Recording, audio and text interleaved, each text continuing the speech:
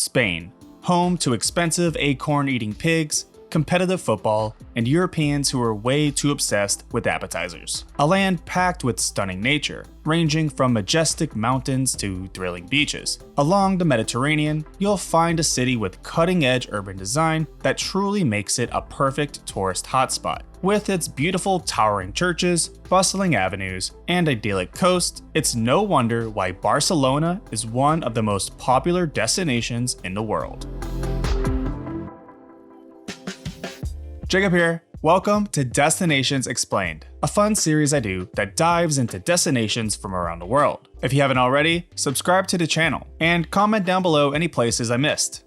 Long ago, before the days of selfie sticks and paella, there was an Iberian village named Barquino, which eventually evolved into the incredible city of Barcelona over 2,000 years ago. In about 15 BC, the Romans barged in and took over, expanding their territory and influence as if it were a game of Risk. As the 4th and 5th centuries rolled on, the Roman Empire began to decline, facing invasions from the Germanic peoples. The Visigoths established their kingdom, which lasted from the 5th to the early 8th century. During the 9th century, Barcelona found itself within the Spanish March, a military buffer zone. The Counts of Barcelona gained influence in Catalonia during the 10th and 11th centuries, and after joining Aragon in 1137, Barcelona became a major trading city. Speedrunning the rest of this, basically Barcelona and all of Europe got messed up from the bubonic plague. Borders and positions of power kept changing, and everyone realized the Earth wasn't flat and that there were two other continents on the other side of the world. Blah blah blah, and boom, the 20th century. 1936 sparked the beginning of the Spanish Civil War, which resorted to some power-tripping villain named Franco taking charge. He screwed things up so bad that when he died in 1975, the people said screw this and turned it into the democracy we all know present day. Today, Barcelona has a population of around 1.6 million people, with a total metro population of around 5.6 million people. Summer temperatures average a high of 84 degrees Fahrenheit to a low average of 73 degrees Fahrenheit, while winter temperatures average a high of 59 degrees Fahrenheit to an average low of 48 degrees Fahrenheit. Barcelona is one of the biggest tourist destinations in the world. So I hit up my buddy Patrick, who's a tour guide there, who runs an awesome YouTube channel that helps people plan their trips. So I'm gonna let Patrick take over for a few minutes and tell us what we should know. I'm Patrick. I'm a tour guide over here in Barcelona, and I also have my YouTube channel, Patrick Guide Barcelona, that tries to give the best tips of upcoming events and things to know before coming over to visit Barcelona. So I think the best time to come over to Barcelona is outside of those summer months. Believe it or not, it gets really hot in Barcelona. So what you're looking at is probably May or even October, which are usually the best months because you have less people, but still some really great weather to take advantage of everything that you can find here in Barcelona. So one of the things you need to know when you're coming over to Barcelona is that it's in the Catalan region or the Catalonia region of Spain. Spain is broken down into all sorts of different regions, 17 of them. Catalonia region is one of those, what we always call historic nations. So there is a strong sense of pride and a different culture in each of these regions. You've got the Catalan language, which is all over the place. It is one of the co-official languages in all of Spain. You're gonna find that a lot of people speak it. When you're in Barcelona, you're gonna hear a lot of Spanish, Catalan, and even English just because there's so much tourism, but you will see all the signs, all the shops and things that have to be written in Catalan. Today there is, and there has been, that independence movement that's been growing more and more over the last couple of years, really probably seeing its height around 2017. What they wanted was the referendum to secede from Spain. There are a lot of people all over that would want to be a different country from Spain, but it is a big mix. There are also many people that want to have that unity with Spain as well. One of the best things about Barcelona is its public transportation. I always tell people, and my recommendation in any European city is to get around and walk, but one of the things that makes Barcelona just so easy to navigate is how well everything's connected. And it's not just the metro that they have, but you've also got buses and trains that basically get you everywhere that you need to go. But month passes for unlimited trips throughout the month for just 20 euros. Apart from that, you can get other different passes that include some tourist attractions if you're only going to be here for a few days. But all of those big spots are easily accessible through that public transportation, and it gets you all over town. If I had to recommend the best times to come in terms of specific events, I think there's going to be three that are really big times to either know to come for or maybe even just avoid in general. Probably the biggest festivals throughout the entire year are on September 24th. Those are the festivals of La Mercè, who's the patron saint of Barcelona. And it's kind of like a combination of all the different neighborhood festivals. It really is Barcelona as a whole, but mainly takes place in the old city. And it's almost an end of summer kind of finalized, waving goodbye to the good times, where everything ends in fireworks and you've just got all sorts of different concerts all over the city. The other that I would recommend is probably my favorite day of the entire year, which is April 23rd, and that's going to be St. George Day. So St. Jordi, patron saint of all of Catalonia, celebrating the legend of St. George, where he kills a dragon, saves a princess, gives her the rose. It's kind of like a Valentine's Day in Barcelona and around Catalonia, where roses are given out to the women and men get books. That's kind of the tradition. They've really made this huge, what they call now a super block, where authors fly in, international authors or local authors as well, will come on over to do book signings, and just everybody is out onto the street. And then I would say September 11th is also one that is really interesting as well. This is the Diada of Catalunya, and it really is kind of become one of the independence kind of pushes and the day to celebrate. It is the day of Catalunya, but what it celebrates is a loss in the Battle of Spanish Succession in 1714. And like I said, today it has become, through different independence parties, a big show of force. We have big celebrations in the old part of the city during the morning, and then in the afternoon at 5:14 they always start a different parade with all sorts of different kind of celebrations and kind of movements that all pretty much finish over at the Plaza España, and then they kind of show that force for independence, letting the people know there still is that push for independence here today. I think one of the things that people don't really know about, but have probably heard a lot about when they come over to Barcelona and should definitely go over to, is the Palau Güell. Maybe one of the best, if not the best, Gaudi house that was actually built, but doesn't have the name of the Casa Batlló or the Casa Milà. It was one of the first houses that he actually created, and it was for Josep Güell, who was the name behind all of those other places like the Parc Güell or the Colònia Güell. And it's actually the only house that Gaudi made that's in the old city. So when you're in the old city, you don't see many Gaudi works. You see some of the lampposts that he made when he was very, very young. And then one of the first big houses that he makes, that Palau Güell, which is an incredible kind of like Gothic style mansion for what it would have been, just kind of tucked away. You can see it from La Rambla. And it's just absolutely beautiful with the woodwork, the ironwork, and then even like any Gaudi house, getting up to the chimneys and the roof and getting a view of everything and really just checking out everything that it has to offer. Thanks again, Patrick, and don't forget to check out his YouTube and Instagram to help plan your trip. Now, let's get this list started. The significance of Barcelona's football club in the city is palpable through the resounding atmosphere of its home stadium. With a seating capacity over 99,000, it stands as the largest stadium in Europe, with an ongoing expansion project to reach 105,000 seats. It offers the perfect opportunity to witness a match of one of the most renowned teams in the world and an immersive encounter with history, trophies, and memorabilia. Camp Nou. Now, 2023 may not be an ideal time to visit the stadium as it's undergoing construction, so you're not able to see the field at the time of this video. However, all tickets still grant access to the Barça Museum, a wonderful place where you can immerse yourself in the rich history of one of the most storied football clubs in the world. As you wander through the museum's halls, you'll encounter interactive exhibits that allow you to relive some of the greatest moments in Barca's history. And their trophy cabinet is so full, it makes Scrooge McDuck's vault look like a piggy bank. Make sure to get tickets in advance on their website, where you can choose from a number of different packages and experiences. Whether you're a die-hard Barca fan or just someone who really enjoys the beautiful game, Camp Nou and the FC Barcelona Museum is a must visit.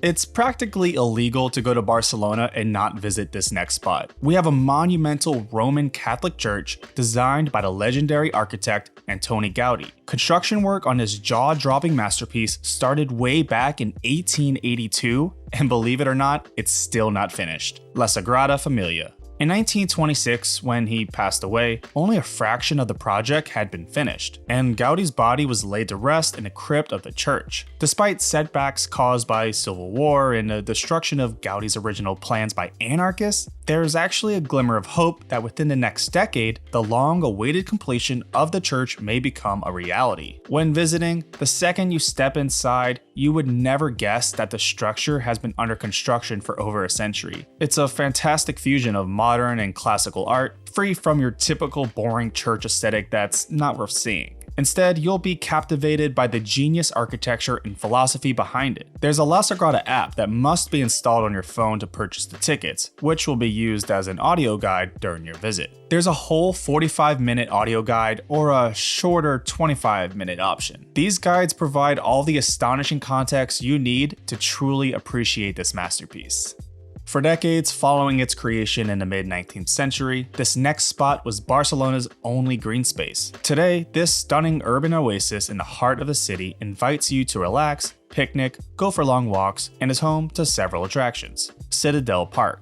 At the northwest side, you can enter through the magnificent Arc de Triomphe as you make your way to the main area with many art sculptures as well as several water features, like the main appeal, the Cascada Monumental, a stunning golden waterfall that both wows and relaxes you. On the southwest side of the park, you'll find a cool row of stuff to check out, like museums, greenhouses, rowing boats at the pond, and even a zoo. I highly recommend this place for nature lovers and anyone who just needs a peaceful escape. Next, we have a city center park that's well known for the fountains and statues it contains, as well as the proximity to some of Barcelona's most well-known tourist destinations, and pigeons. Lots and lots of pigeons. Plaça de Catalonia. Located in the heart of the city, it's the perfect place to find local restaurants, bars, coffee, shopping, art, and historic buildings. Personally, I love La Taverna de Barcelona on the left side of the park. It's a cool place to get food and drinks while listening to live music. From here, you can hop on La Rambla, Barcelona's most famous street, a nearly 1-mile pedestrianized, tree-lined boulevard. Picture a blend of Disney World's Main Street and a shopping mall on Black Friday. A perfect blend of beauty and chaos. Up next, just a 10-minute walk away from Plaça de Catalonia down La Rambla, you'll find our next destination. Barcelona's markets offer a wide array of visually stunning and delectable food options that cater to every budget. They serve as perfect hangout spots where you can leisurely stroll around, indulge in delicious snacks, and witness the bustling crowds they attract. Though there's a handful of significant markets around town, my go-to is La Boqueria. This huge open-air marketplace off La Rambla offers produce, meats, candies, cheese, and seemingly endless bars and restaurants, like El Kim, with a vast menu and their famous fried eggs with baby squid. Or level up the experience at Directa. Along the edge of La Boqueria, this tiny eatery offers a mind-blowing tasting menu. While you leisurely wander through the bustling stalls, I suggest treating yourself to a fresh squeezed juice and savoring a cone of jamon as you explore. Indulging in a thin slice of dry-aged Spanish ham is an essential experience for meat enthusiasts and can be considered a tradition for visitors. And I highly doubt there's another market in the world that can rival the diversity of both food and culture all under one roof. For my last tourist destination, we have one of the most elevated parts of town. It's a hill located southwest of the city center, offering panoramic views of Barcelona and its coastline, with a combination of historical sites, cultural venues, and recreational areas. Montjuïc, meaning Jewish mountain, it holds historical significance as the birthplace of the city and has remained significant throughout history. Starting from the roundabout at Plaça España, you'll see a straightaway leading to an epic staircase up to the National Art Museum of Catalonia, which I find even cooler than the stairs leading up to the Philadelphia Museum of Art. Sorry, Rocky. The water feature in front is called the Magic Fountain, which has a great hour-long fountain show with music and colored lights, even better than the Bellagio in Las Vegas. Yeah, I'm really giving it to my home country, but it's just better. A short walk away, you can get to the top of the hill from the Teleféric de Montjuïc station, where you can either take a cable car or a bus. You can snag a round-trip ticket and it'll take you up to the castle. As you ride up, you'll see more museums, the 1992 Olympic site, exotic gardens, and enough panoramic views to jam a smartphone camera roll. Once at the top, you can visit the Montjuïc Castle, a 17th century fortress that once served as a prison. Now, let's head to the nature and recreational section of the video.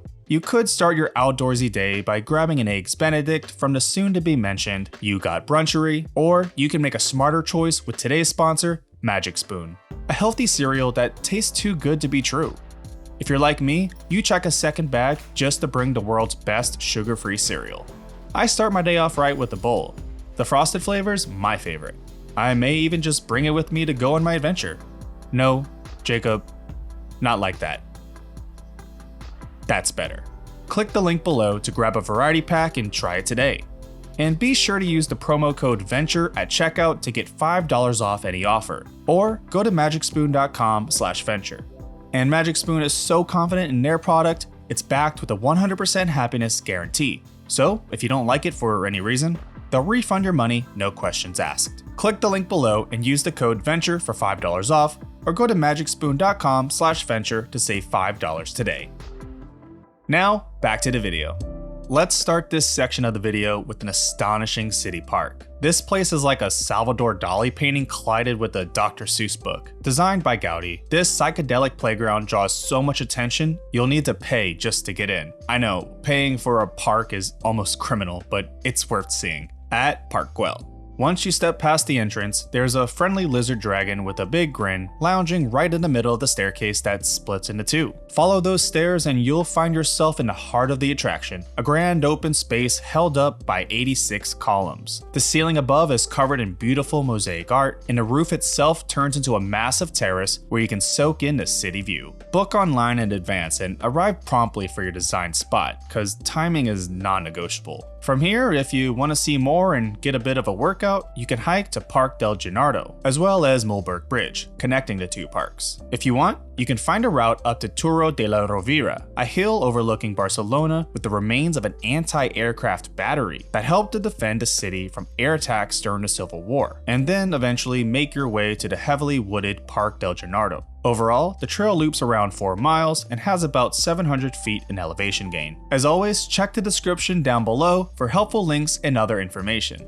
In a city so famous for its buildings being works of art, this is one of the few examples of a garden stepping up to that level. This park comprises an 18th century neoclassical garden and a 19th century romantic garden. And yes, you'll need to pay to get into this one as well. Parc del Laberint de Horta. On the lower patio is the main attraction, a hedge maze made of elaborate swirls of thick trimmed cypress trees that gives the park its name. The park is filled with multiple terraces, statues, gardens, fountains, and other attractions. There's even wild boars roaming around, which can either be adorable or kind of scary, because I honestly don't know if boars are safe or not. All in all, the main benefit is just how quieter it is here compared to the other more popular parks in the city, making for a great escape, not too far from town. Only a limited amount of tickets are sold per day, so plan to go early to ensure that you're able to visit. Throughout the video, you may have noticed the sweeping hills in the background, surrounding the city between the sea and itself. Behind this iconic outline, there lies a wealth of woodland and fields, a protected natural park that brings us into contact with nature just 15 minutes away from this bustling city. This is Barcelona's Great Green Lung, Parc de Collserola. The park itself is pretty big, but all the action is right there up the hill thanks to the Passage de las Aguas. Once a water pipeline service road, this 6-mile path now offers panoramic city views and is popular with families, dog walkers, joggers, and cyclists. There's a couple of trails I have listed down below around Tibidabo, which has a height of almost 1,700 feet and is the largest peak in the park. The first trail that alltrails.com refers to as this is a 4-mile loop with almost 700 feet in elevation gain. Navigating along the path that follows the ridge, it has great views, a short venture through a hillside neighborhood, and passes the Torre de Collserola. And maybe you noticed the amusement park and giant-ass castle on the peak too? Yeah, that's not a hallucination. That's the Tibidabo Amusement Park and the Temple of the Sacred Heart of Jesus, perhaps the main attraction of the whole park.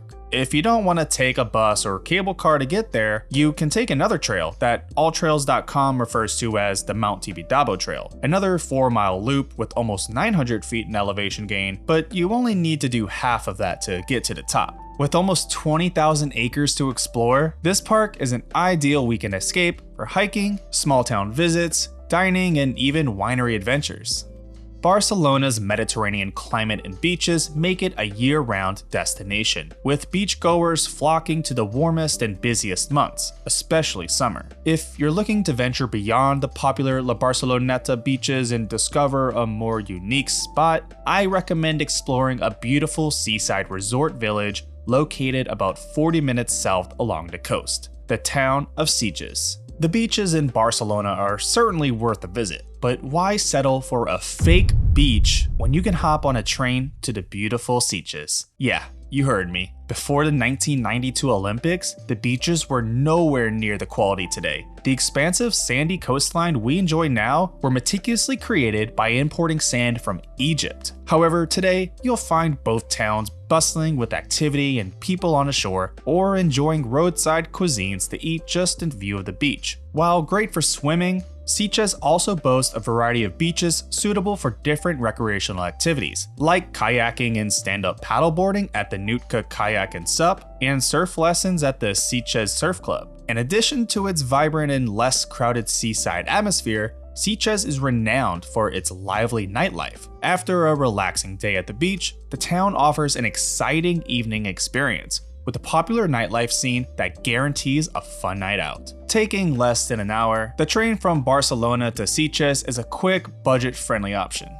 Just an hour or two away by train from Barcelona, there is a highly popular day trip destination that offers a glimpse of the Spanish countryside, stunning hiking trails, and breathtaking views from a monastery nestled in the mountains. This excursion presents a unique opportunity to immerse yourself in nature and explore the picturesque surroundings, all within a short distance from the busy city, Montserrat. Once you arrive to the bottom of the mountain, you can hitch a ride or take a cable car to the top. Or if you're crazy like me, you can hike it. If you really want to get your ass kicked, you can start at the trailhead from the Monestro de Montserrat train station. There's a few options as you make your way up, but the GR96 trail is the most direct route to the monastery at almost 5 miles in length and a challenging 2,000 feet in elevation gain. And when you reach the summit, you'll be welcomed by the Santa Maria de Montserrat, a monastery that houses approximately 80 monks. The entire area is remarkable, boasting breathtaking views from the mountain and captivating architectural structures. From the monastery, if you're searching for another hike, you'll come across one of Spain's most incredible trails, the Santarome Summit Loop. Spanning approximately 6.4 miles and encompassing an elevation gain of over 2,000 feet. The main goal of this hike is to reach the peak. However, even venturing a mile or two along the loop is certainly worth the endeavor.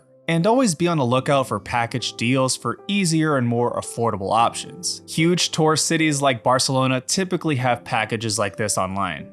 If you're anything like me, when I travel to Europe, I always make it a point to set aside a day for visiting neighboring countries, especially if it's convenient and affordable. And with France right next door, how could you resist the temptation to hop on a high-speed train and explore? There's a lot of options to choose from for a day trip or even an overnight stay. And today, I'm going with Narbonne, France. Now, logistically, Renfe and SNCF trains can sell you a ticket all the way to Paris and several cities in between via high-speed train. And buying tickets as early as possible is always smart. Narbonne, located just 2 hours away, offers the perfect day trip. I found round-trip tickets for less than 50 euros in my search a few weeks in advance, making it an ideal destination. This captivating small town, with a population of around 50,000 people, boasts fascinating history, charming pedestrian streets, and outside dining. The renowned Narbonne Cathedral is just a 10-minute stroll from the station, while Les Halles, located across the canal, is a must-visit market offering regional delicacies and exceptional cheese. As someone from the US, access to high-speed trains is just something I cannot get enough of. So if time and budget allow, I would take advantage of exploring more of the continent if you can.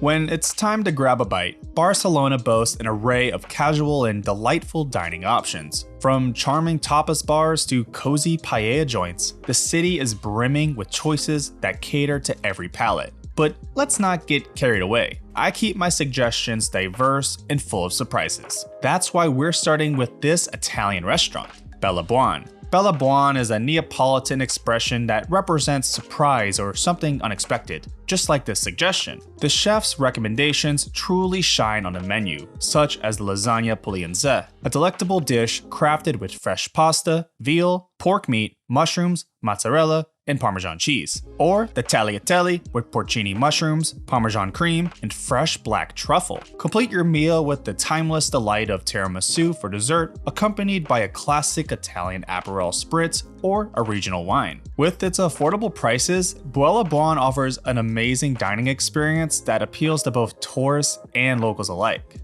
Next, we have a cash-only Mexican bar and restaurant offering generous portions of authentic flavors in a compact, cozy space. This place is open from day to late night, making it perfect for indulging in delicious tacos for lunch or enjoying mezcal and micheladas in the evening. El Pachuco. The food menu is short and sweet, featuring a range of mouth-watering options. You can start with tasty appetizers like the nachos or sopes, then delve into a selection of amazing tacos and quesadillas that are sure to satisfy your cravings. Their amazing drink menu includes their famous micheladas especiales, available in sweet flavors like mango or tamarindo, as well as spicy options like chipotle and the even spicier San Juanico. They serve non-alcoholic agua frescas and a variety of margaritas, including classic, spicy, top shelf, and mezcal options, available in frozen or on the rocks. And if you're feeling adventurous, try one of their famous cocktails, like the Malverde, made with tequila, cucumber, mint, parsley, and lime juice, all snow-like frozen. The ordering process is a breeze too. Grab a form, mark your desired items, and turn it back in. It's that easy. Alright, it's finally time to talk about tapas. Those tiny plates that pack a mighty punch. Like Starbucks in Seattle, in this city, you'll find tapas joints on every corner. Seriously, you could eat at every tapas restaurant in Barcelona your whole life and still not try them all. But if I'm picking one, it's gotta be El Xampanyet. Tucked away on a narrow pedestrian-only street, this old-school bar is ideal for a number of tasty small bites while you sip on their house cava, a Spanish sparkling wine. Yes, who could resist such irresistible tapas such as cold wet fish, salty marbles, cheeseless pizza, this thing. In all seriousness, El Xampanyet stands out as one of the coolest and most authentic tapas bars in town, boasting a vast and amazing menu. And it's gonna be crowded in there, but don't be intimidated, it's part of the fun. Alright, I lied when I said I could only choose one tapas bar. Like I said, there were just too many amazing options to pick from. I thought about going with a more new age, contemporary place after discussing such an old school joint. But you know what? Sometimes you just can't beat the classics. So let's check out La Plata. This cozy little corner bar, just a block away from the old port of Barcelona, has been delighting patrons with the same 6 dishes since 1945. While the salted anchovies, sausage, and tomato salad are all incredibly tasty, it's the fried anchovies that steal the show. Even to this day, under the ownership of the original founder's grandson, Bar La Plata sells a whopping 85 pounds of these delightful little fishes every week. And yes, this place is tiny too. So get ready to stand around when you visit or just eat outside. Trust me, you won't be the only one. Sticking with Spanish cuisine, we have a delightful Galician restaurant that specializes in serving authentic cuisine from the region of Galicia, which is located in northwest Spain. Here, Chef Manuel Nunez skillfully combines the exquisite flavors of Galicia and Catalonia to create a truly unforgettable dining experience. At Arume, let's talk paella, Spain's famous rice dish. You can indulge in their famous duck paella with padron peppers and roasted garlic foam, a rich and decadent twist on this beloved dish. Alternatively, you can opt for the classic seafood paella, which never fails to delight with its combination of fresh seafood flavors. And don't forget to kick off your meal with their amazing appetizers, like their crispy octopus, served with potato foam, garlic mayo, and a hint of lime zest. They offer a great variety of other food, desserts, and drinks, including beer, wine, and creative cocktails, like their famous blackberry mojito, which earns rave reviews. Overall, this place has a concise menu that just doesn't miss. And honestly, this is probably one of the best restaurants in the city. Moving on, we have even more Spanish cuisine, specifically an eatery serving traditional Basque dishes with a creative twist. The Basque people primarily reside in a region that spans parts of northern Spain, famous for their unique take on tapas, known as pinchos, which, let's be honest, are just tapas with a toothpick in it. We have Irati Taverna Basca. Here's the deal. At this place, you grab the mouth-watering pinchos right off the counter and pay for how many you munch on. They'll keep swapping them out for fresh and different servings, and waiters will walk out with hotter items straight from the kitchen. So there's always something new to try. And don't forget the chacolí. It's a fizzy and refreshing white wine from the Basque country, perfect with pinchos. There's actually a full restaurant in the back where you sit down and order off a menu, while the front is where you have that buffet of endless pinchos. For the last restaurant recommendation, there's a cash-only counter service tucked away behind La Plata, serving bocadillos, simple sandwiches served on a baguette-style bread, as well as hearty plates and other casual bites. BelleBuòn. At this small shop, you'll find a delectable selection of sandwiches crafted with fresh ingredients. These mouth-watering creations can be customized with an array of toppings including chicken, beef, salmon, cheese, and more, similar to Chipotle or Subway style. With prices around 4 or 5 euros per sandwich, it's an absolute steal, attracting long lines of customers, but it moves quickly. Apart from their sandwiches, they also offer other delightful dishes, such as my favorite, the patatas bravas, an appetizing, crispy potato side dish you'll find all over the city. It's a really small place with limited seating, but it's perfect for takeout. So grab a bocadillo and take it to go at one of the nearby parks for a picnic. For coffee, we have a quirky cafe that opens at 9 a.m. every day, offering a delightful combination of breakfast, lunch, booze, and locally roasted coffee from Familia Osorio. Whether you need an espresso to go or looking for breakfast, Ugot Bruncherie has you covered. There's amazing food here that's definitely worth looking into, but they also serve some awesome Spanish coffee specialties that you won't want to miss out on, like the Café Bonbon, made by combining equal parts of espresso and sweetened condensed milk, or the Carajillo, a unique concoction that combines espresso with a shot of liquor, typically brandy or rum. So if you want to stick with what you know or try a regional specialty, they'll have it here at Ugot Bruncherie. Many of the restaurants I've suggested so far offer great dessert choices, but you know what they're missing? Perhaps the most famous delicacy to come from the Iberian Peninsula, the churro. And your one-stop shop for these cinnamon-coated joysticks will be at Xurreria Laietana. You've got to check out this adorable family-run shop that serves incredible churros, along with hot chocolate, coffee, and a variety of sugary donut-like pastries. It's a laid-back spot that's perfect for satisfying your sweet cravings in a relaxed and cozy setting. And when I say hot chocolate, I'm not talking about sipping it, I'm talking about using it for dipping. Perfect for dunking your treats or drizzling over your desserts. Just make sure to keep an eye out on their hours, cause they're only open around breakfast and lunch 4 days out of the week.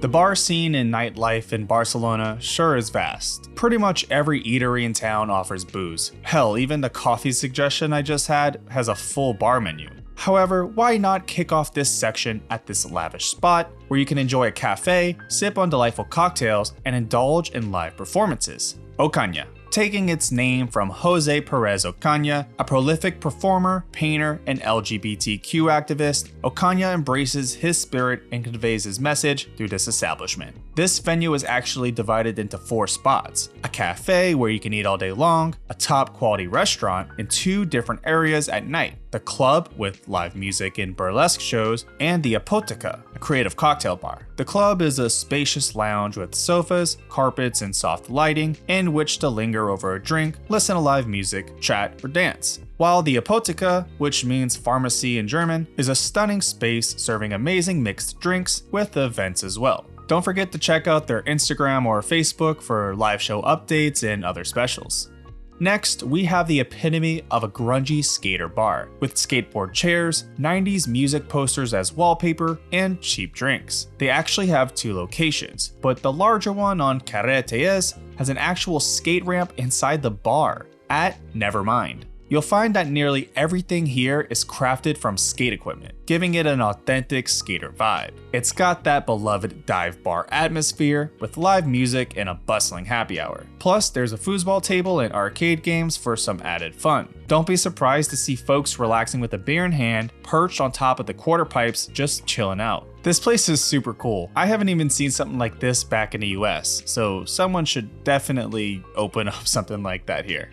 Up next, we have the perfect spot for beer lovers in town. If you're all about trying out some awesome local Spanish beers or venturing into the wide world of European brews, then this spot's for you.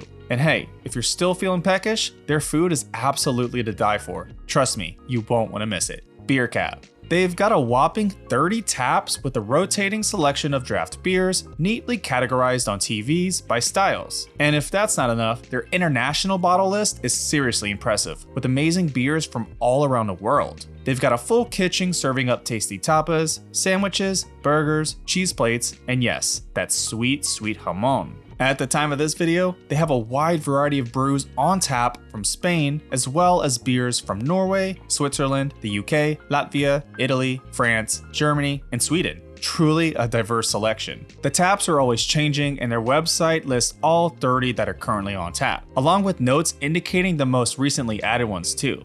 Searching for a club where you can enjoy live sets and dance the night away? This versatile venue offers a cocktail bar, club, and even private room, catering to any vibe you desire. Whether you're into a relaxing evening or want to dance to energetic beats, Slow Barcelona promises to deliver. Downstairs, you'll find a cocktail room, decorated in a way that serves as a subtle homage to the glorious old clubs of New York's golden age of cocktail life. This distinctive space offers the perfect setting to savor captivating libations while seated at the bar or unwinding in the cozy armchairs, tables, and poofs. Upstairs, you'll discover the club, with a state-of-the-art sound system that immerses you in an electronic mix of tracks ranging from funk to disco, electric house, and indie beats. The atmosphere is electrifying, enhanced by a spectacular LED lighting system that bathes the space in vibrant colors. And Slow stays open till around 5 to 6 in the morning, so you know it's a good time,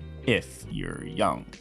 If you prefer a more laid-back and casual atmosphere, but still want an upscale bar with creative drinks and delicious bar bites, then this next spot is an ideal choice. It's the perfect place to unwind and enjoy a relaxed yet sophisticated cocktail lounge experience. Dr. Stravinsky. This place is more than just a cocktail bar. It's an exhibition of the art of mixology. Their menu revolves around a flavor guide, offering a wide range of options to find the perfect beverage that matches your unique flavor preferences. They also have an adventurous mixed drink menu, including the Camp No, their flagship creation with gin, dill syrup, thyme, coriander, lime, and a touch of dry sherry. And every Saturday and Sunday, from 1 to 5 p.m., you can enjoy their snack menu for an aperitif, including light cocktails, tasty treats, and vermouth. Yes, vermouth. It's a big deal in this city. But I'll talk about that for my next and final bar suggestion. That's right, the last spot can be found nestled in the heart of La Barceloneta. This place comes alive with wine and vermouth straight from the barrel, along with a nice selection of local craft beers. It's a popular destination for sunbathers heading in from their mornings at the beach, creating a vibrant and buzzing atmosphere even before lunchtime. Bodega Fermín. This vermouth is truly the good stuff. Homemade, on ice, with an olive and a slice of orange to jazz it up. This bittersweet vermouth gives you a refreshing citrus punch and a salty finish. And don't forget to try all the little snacks that pair perfectly with it. They also have cheap local wine for the wine enthusiast, and if you manage to polish off a bottle or bring your own, you can refill wine or vermouth straight from the barrel as a souvenir. Honestly, this place is the perfect send-off before you head home. You've got everything here. The beach, super friendly people, mind-blowing tapas, and a whole range of booze to choose from. You'll leave with unforgettable memories and a lasting reminder of just how special Barcelona truly is. By clicking the join button on my channel page, you can now become a member and gain exclusive access to my Discord server. Not only will you be able to show support and help me create more awesome content, but you'll also have the opportunity to chat with me and other members of the community on Discord. Plus, you'll get to weigh in on what you want to see more of on this channel. Thanks for watching. Don't forget to like this video, and while you're at it, comment down below which city I should do next.